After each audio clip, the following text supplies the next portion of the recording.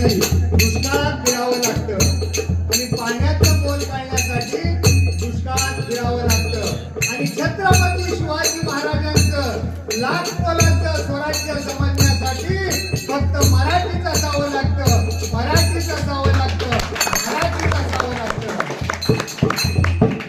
माझ्या राजाची कीर्ती आहे कारण शिवसेना प्रमुख बाळासाहेब ठाकरे छत्रपती शिवाजी महाराजांनंतर आज त्यांनी हा वारसा जपला.